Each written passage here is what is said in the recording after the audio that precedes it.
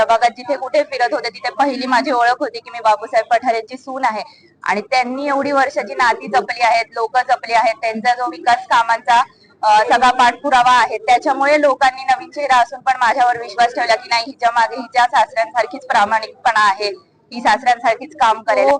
ती गोष्ट माझ्यासाठी सगळ्यात महत्वाची होती. त्यामुळे आम्ही दोघांनी पहिल्या आप्पांच्या पाया पडल्या. आमच्यासाठी तेच सगळ्यात महत्त्वाचं. विकास कामांसाठी दिलेला हा कौल आहे आणि मी भारतीय जनता पार्टीचे आभार मानतो की त्यांनी आमच्या दोघांमध्ये विश्वास, दोघांनाही वेगळ्या वेगळ्या प्रभागात उमेदवारी दिली आणि आमच्या सगळ्या कार्यकर्त्यांनी त्यांनी एवढे दिवस या ठिकाणी हा विजय सोपा केला आणि घेऊन हा विजय आमच्या पदरात पाडला. आमच्या खराडी सारखी ही 2 गावं विकसित झाली पाहिजे याच्या दृष्टीने उद्यापासून काम चालू करेल.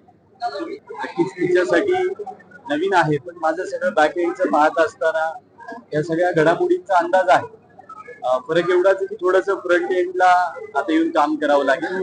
ह्या मागच्या 15-20 दिवसामध्ये तिने जो लोकांचा विश्वास जिंकलाय, नक्कीच ती यशस्वीपणे वाटचाल करेल आणि लोकांना अभिप्रेत असं काम करेल. आम्ही निवडणुकीच्या या प्रक्रियेत काही दिवसांपूर्वी महिला जाहीरनामा आमचा डिक्लेअर केला होता, सगळ्यांना माहीतच आहे. त्यामुळे महिला मतदारसंघातील यांना मी खूप मोठं श्रेय देते या विजयाचं आणि ह्यांच्यासाठी मी काम करणार आहे हे आश्वासन त्यांना दिलं आहे. त्यामुळे आरोग्य झालं, सक्षमीकरण झालं, सबलीकरण झालं, त्यांच्यासाठी व्यवसाय निर्मिती करणं माझ्या प्रभागात आणि त्यांच्यासाठी सुरक्षित असं प्रभाग बनवणं हे माझं फोकस राहील. आमचा जो प्रभाग आहे तो तसा मोठा होता.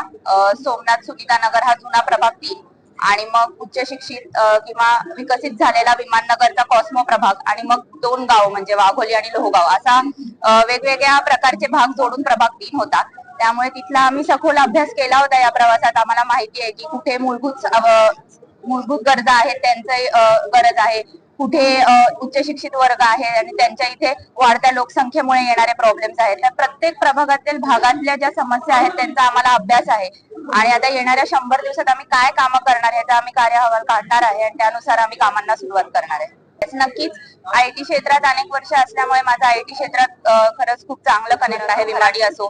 त्यामुळे सीएसआर माध्यमातून अनेक कामं करणं, इंटरनॅशनल फंड्स आणलं, आधी युनेस्को, युनिसेफ सारख्या ऑर्गनायझेशन्स मध्ये काम केल्यामुळे तीही पार्श्वभूमी आहे. त्यामुळे इंटरनॅशनल फंड्स कसे आणायचे, कसे वापरायचे ह्याची माहिती आहे. आणि आयटी मधून सगळेजण एवढे खुश होते की त्यांच्यातला कुठला तरी एक उमेदवार होता आणि तो प्रोफेशनल बॅकग्राऊंड मध्ये पॉलिटिक्स मध्ये उतरला होता. त्यामुळे नक्कीच त्यांची मला खूप साथ असेल.